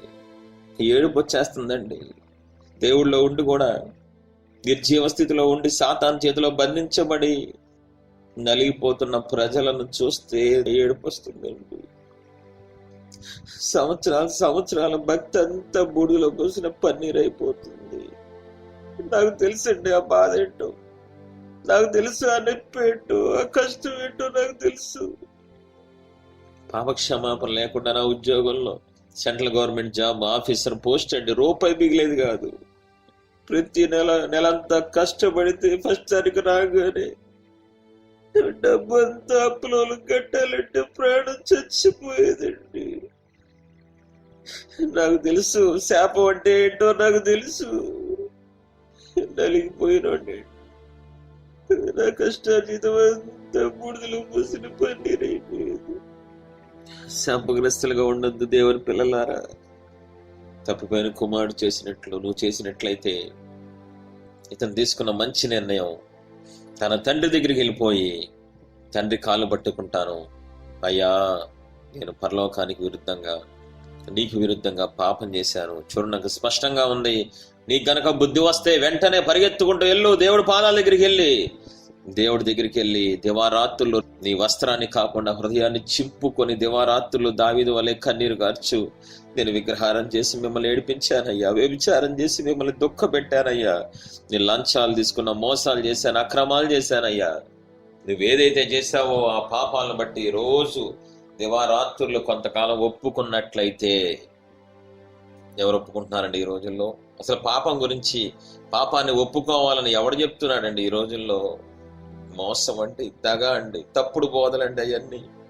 ఎందుకండి తప్పిపోయిన కుమారులో ఆ లైన్ అంత స్పష్టంగా రాయించారు? తన మనస్సులో అనుకున్నాడంట, ఎప్పుడు ఎల్లక ముందే హృదయంలో మొదలైపోయింది, నేను వెళ్ళాలి, నాన్న దగ్గరికి వెళ్ళాలి, నా తండ్రి దగ్గరికి వెళ్ళాలి, నా పాపాలు ఒప్పుకోవాలని తన మనస్సు తొందర పెడుతుందండి. అక్కడి నుంచి మళ్ళీ రెండోసారి ఆ వాక్యం రాయించారు పరిశుద్ధాత్మదేవుడు. దేశాంతరం అండి, దేశం కాని దేశం, అక్కడ మొదలైంది పశ్చాత్తాపం తన పాపాలు బట్టి. ఇక్కడికి వచ్చినా కూడా అదే చెప్తున్నాడు తండ్రి దగ్గరికి, చల్లారిపోలా, అదే పశ్చాత్తాపం, అదే వేడి, అదే వేదన, అదే నలిగిపోతున్నాడు తన పాపాల బట్టి. మీకు అర్థమవుతుంది అనుకుంటున్నాను. ఈ ఉదయకాలం దేవుడు నీతో సూటిగా మాట్లాడుతున్నారు. నీకు బుద్ధి రానంత వరకు దేవుడు ఏం చేయలేరు. రెండోదిగా నీ పాపాలు ఒప్పుకోనంత వరకు రక్షింపనేరక ఉండినట్లు నా హస్తము కొరచ కాలేదో, విననేరక ఉన్నట్లు నా చెవులేం మందం కాలేదు. మీకును మీ దేవునికి మీ దోషాలు అడ్డుగా వస్తున్నాయి. మీ పాపపు గోడలు కూల్చుకునేదాకా దేవుడు నీ మనవి ఆలకించరు, దేవుడు నీ ప్రార్థన ఆలకించరు, నీ సమస్యలు తీర్చరు, నీ కోరికలు తీర్చరు. ఇది వాక్యం.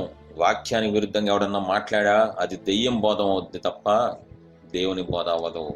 ఇది వాక్యం అండి. అతిక్రమములు దాచిపెట్టువాడు వర్ధిల్లడు, అతిక్రమములు దాచిపెట్టువాడు వర్ధిల్లడు, వాటిని ఒప్పుకొని విడిచిపెట్టువాడు కనికరం పొందును. తప్పిపోయిన కుమారుడు స్టోరీలో తండ్రి కనికరం తన మీదకి వచ్చేసింది. నువ్వు కూడా అతిక్రమాలు దాచిపెట్టకుండా దేవుని ఎదుట, ప్రవక్త ఎదుట నువ్వు ఎవరినైతే బాధ పెట్టావు, ఎవరి జీవితంతో ఆడుకున్నావో, ఎవరికైతే మోసం చేసావో వాళ్ళ దగ్గరికి వెళ్ళి వాళ్ళ కాళ్ళు పట్టుకొని నువ్వు ఒప్పుకున్నట్లయితే దేవుని కనికరం నీ మీదకి వచ్చేస్తుంది.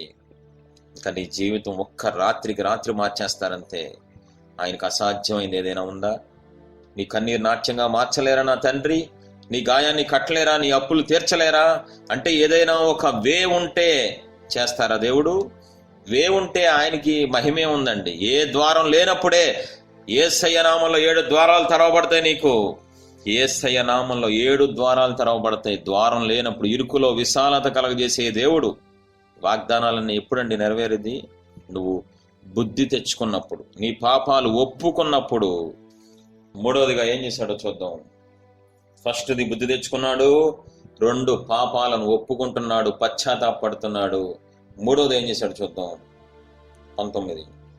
ఇక మీదట నీ కుమారునని అనిపించుకొనుటకు యోగ్యుడను కాను, నన్ను నీ కూలివారితో ఒకనిగా పెట్టుకొనమని అతనితో చెప్పుదననుకొని లేచి తండ్రి వద్దకు వచ్చి. ఇక్కడ అనుకున్నాడు, మళ్ళీ చదువు, అక్కడికి వెళ్ళిపోయిందని ఏమంటున్నాడు? ఇదే అంటున్నాడా, మార్చాడు? అప్పుడు ఆ కుమారుడు అతనితో, తండ్రి, నేను పరలోకమునకు విరోధముగాను నీ ఎదుటను పాపం చేసి తిని ఇక మీదట నీ కుమారుడనని అనిపించుకొనుటకు యోగ్యుడను కానని. ఇక్కడ చూడండి, చాలా జాగ్రత్తగా మీరు గమనిస్తే, ఈరోజు ప్రపంచ క్రైస్తవ్యంలోకి అనేక మంది రకరకాల మతాల నుండి, రకరకాల పరిస్థితుల నుంచి, జాతుల నుంచి వస్తున్నారు ప్రపంచ క్రైస్తవ్యంలోకి. రాకముందు ఎలా ఉంటారు తెలుసా? బాబోయ్ అంత గొప్ప దేవుడా, బాబోయ్ అంత గొప్ప దేవుడు, అంత పెద్ద దేవుడా యేసుప్రభు వారు, బాబు మాకు తెలియదండి, మాకు అర్హత లేదండి, మాకు యోగ్యత లేని అన్నయ్యే. కొంతకాలం తర్వాత గర్వాంధులై అహంకారులు అయిపోయి చీడ పనులు చేసి దేవుడి మీదే ఆయాసపడుతూ, దేవుడి మీద దుఃఖపడుతూ, పనికి మాలిన వాళ్ళు సేవకుల మీద ఆయాసపడుతున్న పనికి మాలను ఏమనాలండి? వెళ్ళని నాకు అసలు రగిలిపోతుంది లోపల నుంచి. స్టార్టింగ్ ఏమంటారు? అతను తప్పిపోయిన కుమారుడు అప్పుడేమన్నాడు? వేరే దేశంలో ఉన్నప్పుడు ఏమంటున్నాడు? నేను యోగ్యుణ్ణి కాదు, నేను చేసిన పాపాలకి ఇంకా నేను కుమారుడు అనిపించుకోవటానికి యోగ్యుణ్ణి కాదు. కూలోడిగా ఒక కూలి పని చేసుకుని బతుకుతాను. ఇక్కడికి వచ్చిన తర్వాత ఏమంటున్నాడు తండ్రి దగ్గరికి? అదే మాట. ఈరోజు ప్రపంచంలో ఎవరు తగ్గించుకుంటున్నారండి? మనం చేసిన పాపాలకు నిత్య నరకంలో దోసేయాలి మనందరినీ. ఫస్ట్ నన్ను, తర్వాత మిమ్మల్ని. దేవుని కృప చొప్పున ఆయన త్యాగం ద్వారా, ఆయన రక్తం ద్వారా నిన్ను నన్ను విడిపిస్తే ఈరోజు దేవుడి మీదే నువ్వు ఆయాసపడుతున్నావు. దేవుని యందు అతిశయించకుండా నీకు ఇచ్చిన వాటిని బట్టి అతిశయించి దేవుడి నామాన్ని దూషణ పాలు చేసి అందరి ఎదుట గర్వాంధురాలుగా జీవిస్తున్నావు. నువ్వేమైపోతావు? మామూలు ఉగ్రత రాదు నీకు. మామూలు ఇప్పటికే నరకం అనిపిస్తున్నావు, ఇంకా చూపిస్తారు నా దేవుడితో పెట్టుకున్నావంటే. గర్వం ఎక్కడి నుంచి వస్తాండి? ఏ విషయంలో గర్వపడతాం? అసలు ఏముందండి గర్వపడటానికి? బరితెగించిన మనం, చెడిపోయిన మనం, సిగ్గు శరం లేకుండా విగ్రహారాధన చేసి ఏడిపించిన మనం, వ్యభిచారం చేసి సిగ్గులేని పనులు చేసిన మనకి గర్వం ఎలా వస్తుంది? ఎప్పుడు వస్తుందో చెప్పనా గర్వం? సీక్రెట్ చెప్పనా మీకు? నువ్వు గర్వపడుతున్నావా? ఎప్పుడు వస్తుందో తెలుసా? తప్పిపోయిన కుమారులాగా రెండోది చెయ్యకపోతే పాప క్షమాపణ పొందనోడికి గర్వం వస్తుంది. పాప క్షమాపణ పొందినోడికి తీసుకెళ్లి సింహాసనం ఎక్కించినా గర్వం రానే రాదని నేను బల్లగుద్దు చెప్తాను. ఎగ్జాంపుల్ చూపిస్తాను చూడండి. పాప క్షమాపణ పొందిన తర్వాత పేతుర్ని ఉదయకాలం మందు 3 గంటలకి తెల్లవారుజామున లెగిసి పేతురు యోహానులు నడుచుకుంటూ వెళ్తున్నప్పుడు ఏం జరిగింది? ఒక్క మాటలో యేసయ్య నామములో లెగు నువ్వు అనంగానే 40 సంవత్సరాల కుంటోడు లెగిసి పరిగెడుతున్నాడండి. ఇంకా నువ్వైతే ఊరుకుంటావా? హడావుడి చేసి నేనే అది తెలుసా కాలు ఎగరేస్తావు. పేతురు వెంటనే ఉంటాడు, ఏంటే దీంట్లో ఏముంది అసలు? ఇదేం పెద్ద విషయం? ఇది నాది కాదు కదా, నా శక్తి కాదు, మా బలం కాదు, తీసుకోవట్లా. నువ్వు పొగిడినా తీసుకోడు పేతురు. ఎందుకని? ఇక గర్వం ఉండదు. పాప క్షమాపణ పొందిన వాళ్ళల్లో వ్రేళ్లతో సహా లోపలున్న పాపపు వ్రేళ్లు ఏలిపోయిన వాళ్ళ జీవితంలో గర్వం రమ్మన్నా రాదు. సీక్రెట్ తెలుసా నీకు ఈ విషయం? నీకు గర్వం వస్తుందా? నీ అధికారాన్ని బట్టి, నీ స్థితిని బట్టి? అంటే నువ్వు నిజంగా పాపక్షమాపణ పొందలేదన్నమాట. 100కి 100% పాపక్షమాపణ పొందలేదు కాబట్టి ఇంకా నువ్వు రెచ్చిపోతున్నావు. నేను బెస్ట్ ఎగ్జాంపుల్. మినిస్ట్రీలోకి రాకముందు నేను 12 సంవత్సరాల విశ్వాసిగా ఉన్నప్పుడు ఆత్మీయ గర్వంతో, భౌతిక గర్వంతో పిచ్చగా చెలరేగిపోయాను. రైల్వేలో పెద్ద ఆఫీసర్ పోస్ట్ తెలుసా, నేను చెప్తే ఎవడన్నా రావాలి తెలుసా అని సిగ్గు శరం లేకుండా దేవుని మహింపరచకుండా నన్ను నేను మహింపరచుకొని గర్వాంధుడిలాగా జీవించాను. రెండోదిగా పాటలు రాశాను. నేను బాగా ఆత్మీయుణ్ణి అని పిచ్చ గర్వం, నాలో 2 గర్వాలు సమృద్ధిగా ఉండేవి. కానీ ఈరోజు దేవుడు నాకు ఇచ్చిన ఆధిక్యతలు మామూలువి కాదండి. నాకు ఇచ్చిన ప్రత్యక్షతలు మామూలువి కాదు. దేవుని ఎదురు చెప్తున్నాను, ప్రత్యేకమైన వరాలతో, అభిషేకాలతో నింపి నన్ను సింహాసనం ఎక్కించినా కూడా నాకు అసలు ఏ మాత్రం లోపల కదలిక ఉండదండి. నా దేవుడే నాకు సాక్ష్యం. ఇక్కడున్న మినిస్ట్రీ వాళ్ళందరూ నాకు సాక్ష్యం. ఎందుకని? రమ్మన్నా రాదు గర్వం. పాప క్షమాపణ 100కి 100% ఎవరైతే పొందుకుంటారో, ఎవరైతే తన పాపాలను బట్టి దివారాత్రులు పశ్చాత్తాపడతారో వాళ్ళకి బహుమానంగా దీనత్వం అనే వరం ఇచ్చేస్తారు యేసయ్య. దేవుని స్తోత్రం చెప్తాం. నీకు అర్థమవుతుంది అనుకుంటున్నాను. పౌలు మామూలు వ్యక్తి కాదు. పౌలు మామూలోడు కాదు. ధర్మశాస్త్రం మొత్తం క్షుణ్ణంగా చదివినోడు. ఆ కాలంలోనే 3 దేశాలకి వీసా సంపాదించుకున్నవాడు. గొప్ప వ్యాపారవేత్త కొడుకు. మామూలు వ్యక్తి కాదు. ఎన్నో ఆధిక్యతలు ఉన్న వ్యక్తి. మారు మనస్సు, పాపక్షమాపణ పొందిన తర్వాత, ఒక అద్భుత కార్యం జరిగిన తర్వాత జనాలందరూ ఇతను దేవత వరే పిచ్చి ఏమైనా పట్టిందా మీకు? వేరేవాడైతే తెలుసా, అరే ఇంకా చప్పట్లు కొట్టండి, వాయిద్యాలు వాయించంటారా నాకు అని ఎదవలున్న ఈ లోకంలో దేవుడు పేరు పెట్టుకోవాల్సిన మినిస్ట్రీ పేర్లు వాళ్ళ పేర్లు పెట్టుకొని దేవుడు నామాన్ని లేదా దేవుడు మహిమను దొంగిలిస్తున్న ఈ రోజుల్లో ఒకవేళ పౌలు ఉంటే ఏమంటాడు తెలుసా? వేరే పిచ్చిగానే ఎట్టిందా, నన్ను దేవత అంటారు, పనికి మాలనోడా. ఒరేయ్ నేనేం చేయలేదురా బాబో, నాలో ఉన్న దేవుడు చేశారు అని వస్త్రాలు చింపుకుంటాడు ఎవరైనా సరే. పౌలు చింపుకున్నాడు వస్త్రాలను, వాక్యం సెలవిస్తుంది. ఈరోజు మరి ఎందుకు ఎవరు ఇవ్వకపోయినా డాక్టరేట్లు ఎందుకండి? ఇప్పుడు ఎవరికి కావాలండి? ప్రపంచం నశించిపోతుంటే సాతానుగాడు రోజు రోజుకి ఆడ రాజ్యాన్ని పెంచుకొని ఏర్పరచబడిన వారు సైతం లాక్కుని వెళ్ళిపోతుంటే వీళ్ళు సిగ్గులేని వాళ్ళు డాక్టరేట్లు, బిషప్లు, రెవరన్లు ఏంటంటే పిచ్చి పట్టిందా ఏమన్నా? పాప క్షమాపణ లేదు. సీరియస్ గా చెప్తున్నాను. ఎవడైతే క్రీస్తు రక్తంలో కడగబడతాడో వాడికి గర్వం రమ్మన్నా రాదని దేవుని ప్రవక్తగా నేను చెప్తున్నాను. చూసుకోండి, ప్రేమ స్వరూపి మినిస్ట్రీ అని ఛానల్ కొట్టి చూసుకోండి. నా చేత రాయించిన పాటలు ఉంటాయి కానీ పేరు కానీ ఫోటో కానీ ఉండదు. నా చేత చెప్పించిన వాక్యాలు ఉంటాయి కానీ పేరు కానీ ఫోటో ఉండదు ఎక్కడా. ఎందుకని? దేవుడు నాకు వరం ఇచ్చేశారు, దీనత్వం అనే వరం. ఇంకా నాకేం అక్కర్లేదు. నిజంగా పాపక్షమాపణ పొందినోడు, నిజంగా మారు మనస్సు పాపక్షమాపణ పొందినోడు ఇంకా ఏం అడగడో, ఏమి ఆశించడని దేవుని ప్రవక్తగా చెప్తున్నాను. ఇచ్చిన దాన్ని బట్టి ఆనందిస్తాడు. ఇంకా చెప్పాలంటే ఇచ్చిన స్థితిని బట్టి పశ్చాత్తాపడతాడు. నేను యోగ్యుణ్ణి కాదయ్యా, అర్హుణ్ణి కాదయ్యా అని. మరి ఈ రోజు నువ్వు ఎందుకు గొంతెమ్మ కోరికలు కోరుకుతున్నావు? ఎందుకు సిగ్గు లేకుండా వాళ్ళని వీళ్ళని చూసి, ఎదుటోళ్ళని చూసి, ఉద్యోగస్తులను చూసి వాళ్ళు బాగానే ఉన్నారని దేవుడి మీద, సృష్టికర్త మీద, ప్రాణం పెట్టిన తండ్రి మీద నువ్వు ఆయాస పడుతున్నావంటే ఎందుకో తెలుసా? నీ వల్ల అంత గాయపరచబడిన తండ్రి నీలోకి వస్తే మళ్ళీ ఏడిపిస్తావా దేవుణ్ణి పట్టుకొని, నాన్నను పట్టుకొని? ఎందుకు అడుగుతున్నావో తెలుసా?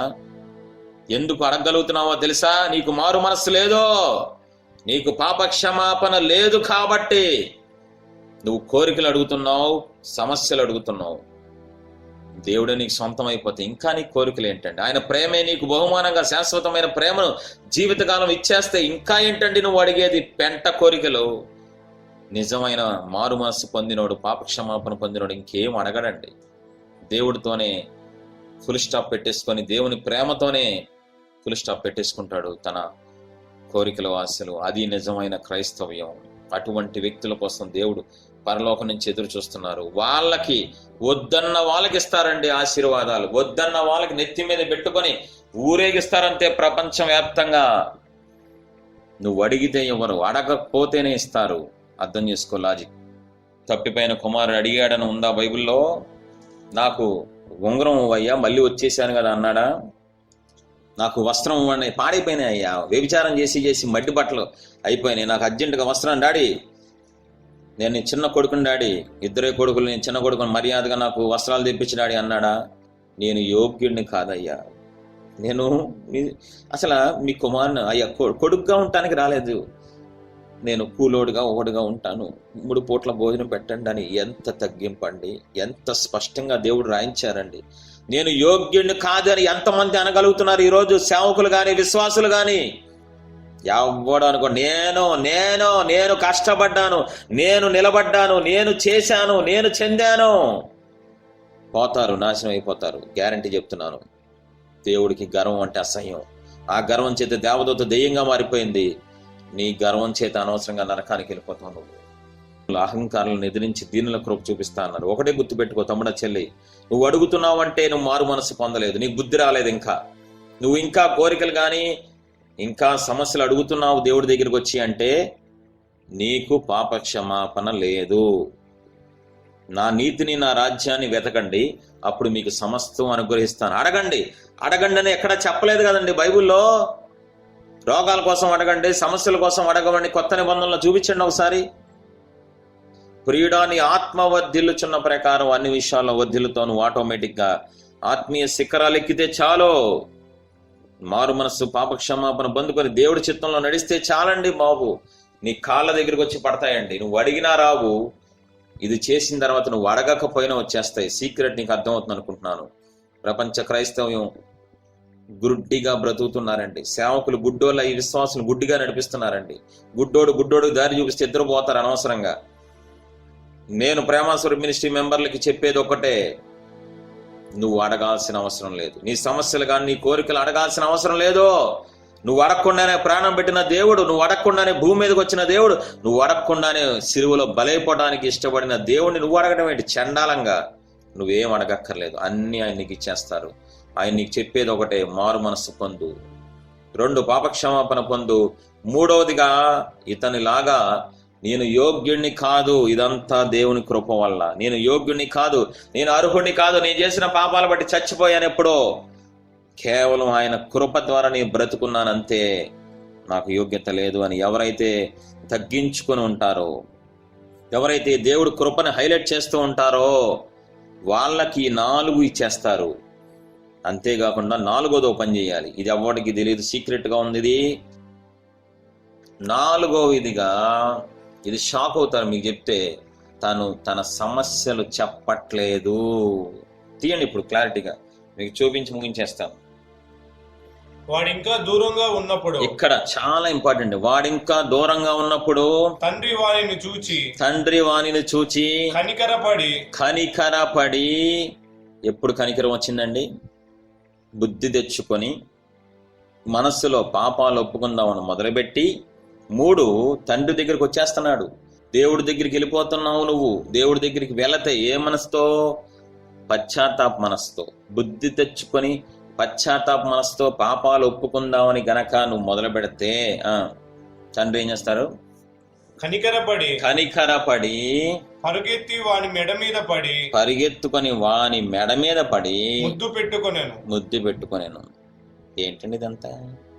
మనం చదివేదంతా కరెక్టేనా?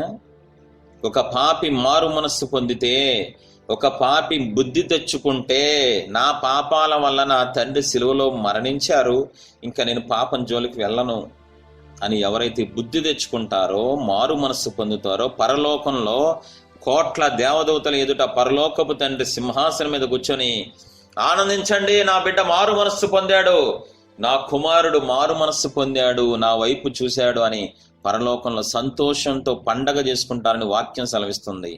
అదే ఇది.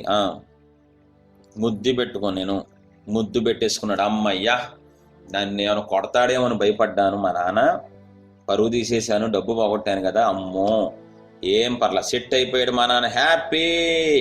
అమ్మయ్య, మనసులో నిర్ణయం మార్చేసుకున్నాడు. వెంటనే ముద్దే పెట్టుకున్నాడంటే నేనంటే ఇష్టం పోలేదనమాట. అయితే డాడీ ముద్దు పెట్టుకుని చాలు కానీ ముందు ఆకలితో సస్తున్నాను, చచ్చిపోతున్నా, వేరే దేశం నుంచి వచ్చాను, నాకు పెట్టేవాళ్ళు లేడు, అర్జెంటుగా నాకు ఆకలేస్తుంది, నాకు భోజనం పెట్టమనన్నాడా?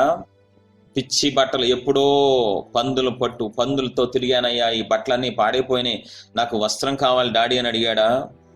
చెప్పాలి. తిండి అక్కడ అవసరం, అక్కడ తట్టుకోలేని ఆకలి బాధతో చచ్చిపోతున్నాడు. అది ఎక్కడ వేరే దేశంలో ఉన్నప్పుడే ఆకలితో చచ్చిపోతాను అన్నప్పుడు అక్కడి నుంచి ఇక్కడికి వచ్చాడు, ఇంకా ఆకలి బాధ పెరిగిద్ది. ఆకలి బాధలో కూడా తన పాపాలు గుర్తు చేసుకుంటున్నాడే తప్ప, నువ్వైతే ఫోన్ చేస్తారు, నాకు సావు కొడతానికి ఫోన్ చేస్తారు, అన్నయ్య తట్టుకోలేకపోతున్నాను, అన్నయ్య రోగం, అన్నయ్య సిగ్గు లేదు, తప్పిపోయిన కుమారుని చూసి బుద్ధి తెచ్చుకో, నీ సమస్యల గురించి మాట్లాడు మాకు దేవుని దగ్గర, ప్రవక్త దగ్గర. సీరియస్గా చెప్తున్నా, నీకు మంచి రోజులు కావాలంటే, ఉంగరం కావాలా, ఆశీర్వాదం కావాలా, దీవెన కావాలా, దేవుడి ఎదుట మంచి స్థానం కావాలా, నీ సమస్యల గురించి మాట్లాడద్దు. తప్పిపోయిన కుమారుడు ఆకలితో తట్టుకోలేనప్పుడు నీ ఆకలి బాధ ఏం కాదు, ఇవాళ కాదు రేపైనా అప్పులు తెరతాయి, ప్రస్తుతానికి తింటున్నావు, పంది తిన్నట్టు తింటున్నావు 3 పూట్ల, దేవుడు కృప చొప్పున పోషిస్తున్నారు. కానీ అతడు ఆకలితో చచ్చిపోయే టైంలో కూడా ఆకలేస్తుంది నాన్న అని ఒక్క మాట మాట్లాడలేదు, నా బట్టలు పాడైపోయినాయని మాట్లాడలేదు, ఏం చెప్పట్లేదు, ఒక్కటే చెప్తున్నాడు, నేను పాపం చేశానయ్యా, పరలోకపు తండ్రికి విరుద్ధంగా, మీకు విరుద్ధంగా పాపాలు చేశానయ్యా, నేను యోగ్యుడిని కాదయ్యా, నేను యోగ్యుడిని కాదు. ఇదండి క్రైస్తవ్యం అంటే, ఇదే క్రైస్తవ్యం అంటే. గొంతమ్మ కోరికలు తీర్చుకుంటానికి రాకూడదు, దేవుళ్ళలోకి వెళ్ళిపోనవో. నీలాంటి యదవులు క్రైస్తవ్యంలోకి వచ్చి కోరికలు తీరలేదని ఓవర్ యాక్షన్ చేయడం వల్ల నీ చండాలపు నామకార్థ క్రైస్తవం వల్ల అనేక మంది ఆగిపోయారు తెలుసా? నువ్వే పెద్ద అడ్డురాయిగా మిగిలిపోయావు తెలుసా నీకు ఆ విషయం? దేవుని బాధ నా ద్వారా మీకు వెల్లడి చేస్తున్నారు. అక్కడ ఆకలితో చచ్చిపోతున్నా కూడా ఆకలి బాధ, ఒక పూట తర్వాత ఆకలి బాధ భరించలేమండి. బట్టలు ఒక జత ఉన్న చాలు, ఒక రూమ్ లో ఒక మూల స్థానం ఉన్న చాలు, కానీ ఆకలి బాధ భరించలేం. అటువంటి దీన స్థితిలో కూడా ఆకలితో చచ్చిపోతున్న, కనీసం పందుల పొట్టు తినటానికి కూడా అవకాశం లేని ఆ వ్యక్తి నోట నుంచి వచ్చే మాట ఏంటో తెలుసా? సాయంకాలం నీకు అన్ని చెప్తాను డాడీ, ప్లీజ్ డాడీ ఒక్కసారి ఒక్క ముద్ద పెట్టు డాడీ, ఆకలేస్తుంది డాడీ అని అంటలేదండి. మనసు అంత పశ్చాత్తాపం, గుండెంతా నలిగిపోతుంది. నేను తప్పు చేశాను, పాపాలు చేశాను, నా నాన్నని బాధ పెట్టాను, నా తండ్రి పరువు తీసేశాను. నీకు ఆ భావం ఉందా? ఈ రోజు నీకు ఆ భావం ఉందా? నా యేసయ్యను దుఃఖపెట్టాను, నా పాపాల చేత, నా గాయాల చేత, నేను చేసిన పాపాల చేత నా దేవుడు గాయాలు రేపేశాను, ఆయన కళ్ళ ఎదురు నేను వ్యభిచారం చేసి ఆయనకి కన్నీళ్ళ మీద కన్నీళ్ళు తెప్పించానని ఆ భావం నీకు ఉందా అని అడుగుతున్నాను. ఆ భావం నీకు ఉన్నట్లయితే నువ్వేమీ అడగక్కర్లేదు, నీ రోగం అడగక్కర్లేదు, నీ అప్పులు అడగక్కర్లేదు, నీ సమస్య అడగక్కర్లేదు, నువ్వేం అడగక్కర్లేదు, నీ కాళ్ళ దగ్గరకు వచ్చి పడిపోతాయి అంతే యేసయ్య నామంలో. నువ్వు చేయాల్సింది ఒక్కటే, తప్పిపోయిన కుమారులాగా, నేను యోగ్యుని కాదయ్యా, నేను పాపాలు చేశానయ్యా, నేను ఎలా బతుకుతానయ్యా భూమి మీద, నా వల్ల ఎన్నో జీవితాలు నాశనం అయిపోయినాయి, నా వల్ల ఎంతో మంది ఏడుస్తున్నారయ్యా. మొదటగా మీరు ఏడుస్తున్నారు, రెండోదిగా మనుషులు ఏడుస్తున్నారు, ఇంకా నేను భూమి మీద ఎలా బతకగలనయ్యా, నేను బ్రతకటమే ఎక్కువ, నాకేం వద్దు నాన్న, మీరుంటే చాలేసయ్యా అని ఎవరైతే పాపాలను బట్టి పశ్చాత్తాపడుతూ ప్రతిరోజు తగ్గించుకొని దేవుని కృప వల్ల మాత్రమే నేను బ్రతుకున్నానని తగ్గించుకొని ఉంటారో వాళ్ళకి ఇస్తారండి ఈ 4. 1, ప్రశస్తమైన వస్త్రం ఇస్తారు, నీకు సంతోష వస్త్రం ఇస్తారు, ఎగిరి గంతేస్తావు రోజు, ప్రతిరోజు దేవుడిచ్చేది శాశ్వతంగా ఉంటుంది. 2, ఉంగరం, అధికారం ఇస్తారు, నీకు సాతాను గాని చితక్కొట్టే అధికారం ఇస్తారు. 2, అదే అధికారంలో భౌతికమైన అధికారం కూడా నీకు ఇస్తారు. 3వదిగా సమాధానం ఇస్తారు, శాంతి, సమాధానం, సంతోషంగా నీ హృదయం ఎప్పుడు కూల్గా ఉంటుంది, గలిబిలు అనేది కానీ భయం అనేది కానీ ఉండదు. ఆయన శాంతి, నా శాంతిని మీకు అనుగ్రహిస్తున్నానని చెప్తున్నారు. 4వదిగా నీకు ఒక స్థానం ఇస్తారు. నా కుమారుడు, ఇక నీకు రెఫరెన్స్ చూపించే టైం లేదు కాబట్టి ముగించేస్తున్నాను. దేవుని పిల్లల ఈ అధికారం దేవుడు మనకు అనుగ్రహించారు. దేవుని పిల్లలకి సెక్యూరిటీకి ఎవరుంటారో తెలుసా? దేవదూతలు కాపలా ఉంటాయి. ఆయన ఎందుకు భయభక్తులు కలిగి వారి చుట్టూ దూతలు కావాలా ఉంటాయి. ఒక్క దేవదూత రెక్కాడిస్తే 170,000 మంది చచ్చిపోయే హై సెక్యూరిటీ నీకు వచ్చేస్తుంది. ఎందుకని? నువ్వు జీవంగల దేవుని వారసుడువు కాబట్టి, నువ్వు సృష్టికర్త వారసురావులు కాబట్టి. అమెరికా ప్రెసిడెంట్ కంటే నీకు హై సెక్యూరిటీ వస్తుంది. ఎప్పుడు నువ్వు మారు మనస్సు పొంది పాప క్షమాపణ పొంది దేవుని కృప మీద ఆధారపడుతూ సమస్యల కోసం గాని కోరికల కోసం అడగకుండా దేవుళ్ళు ఆనందిస్తూ ఉంటే ఈ 4 నీకు ఇస్తాను కానీ సిద్ధంగా ఉన్నారు. ప్రార్థన చేసుకుందాం. ఈ క్షణం వరకు అయ్యా నేను నా కోరికలు, నా సమస్యలు కోరికలు ఇదే అన్నాను తప్పిపోయిన కుమారులాగా ఏనాడు నేను పశ్చాత్తాపడలేదు, పాపాలు ఒప్పుకోలేదు అయ్యా. అందుకే నాకు ఈ 4 రాలేదు. అందుకే నా జీవితంలో సంతోషం లేదు, అభివృద్ధి లేదు, ఆశీర్వాదం లేదు, నాకు విడుదల లేదయ్యా. నేను కూడా తప్పుపోయిన కుమారులాగా బుద్ధి తెచ్చుకొని నా పాపాలు ఒప్పుకుంటూ ప్రతిరోజు దేవుని ఎదుట, ప్రజల ఎదుట ఒప్పుకుంటూ, 3వదిగా నా కోసం మరణించిన నా తండ్రిని అయిన మిమ్మల్ని, అయ్యా మీరు మరణించడం వల్లే నేను బ్రతుకుతున్నానయ్యా, మీ ఆయుష్ని పోసుకుని బ్రతుకుతున్నానయ్యా అని మీ కృపను మాత్రమే నేను హెచ్చిస్తూ, ఇంకా ఈ లోకంలో ఏది ఆశించకుండా మీరు ఏదిస్తే అది చేసే కృప నాకు అనుగ్రహించండి. మీరు ఏదిస్తే అది తీసుకునే అటువంటి భక్తి నాకు నేర్పించమని అడుగుతున్నాను ప్రభువా. సూటిగా దేవుడినితో మాట్లాడని నేను అనుకుంటున్నాను. ప్రపంచం అంతా ఈరోజు ఎక్కడ ఫెయిల్యూర్ అయిపోయిందో, ఎక్కడ పక్కకి వెళ్ళిపోయిందో అర్థమైంది అనుకుంటున్నాను. నేను ఈ వాక్యం చాలు నీ జీవిత కాలానికి అని నేను అనుకుంటున్నాను. ప్రార్థన చేసుకొని ముగించుకుందాం. మహోన్నతులైన దేవా, ప్రేమ స్వరూపిణి యేసు ప్రభువా, మా కన్న తండ్రి, ఈ వాక్యం మా హృదయాల్లో భద్రపరుచుకుని ఈ రోజు నుంచి, ఈ క్షణం నుంచి వాక్యానుసారంగా జీవించే కృప మాకు దయచేయమని నజరైన యేసయ్య పరిశుద్ధమైన ఘనమైన ఉన్నతమైన నామములో అడిగి వేడుకుంటున్నాం పరమ తండ్రి. ఆమేన్. దేవుడు మిమ్మల్ని దీవించి ఆశీర్వదించుగాక.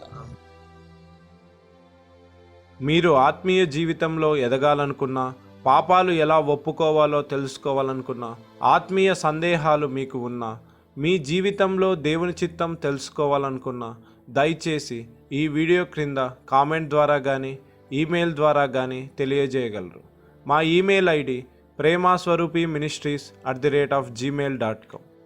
ప్రేమాస్వరూపి మినిస్ట్రీస్లో ప్రతిరోజు ఉదయం 5:30 నుండి 6:30 వరకు జరిగే స్తుతి ఆరాధనలో పాల్గొని దేవుడు ఇచ్చే విడుదల, దీవెన, ఆశీర్వాదం పొందుకోండి. దయచేసి ప్రతి ఒక్కరూ జాగ్రత్తగా వినండి.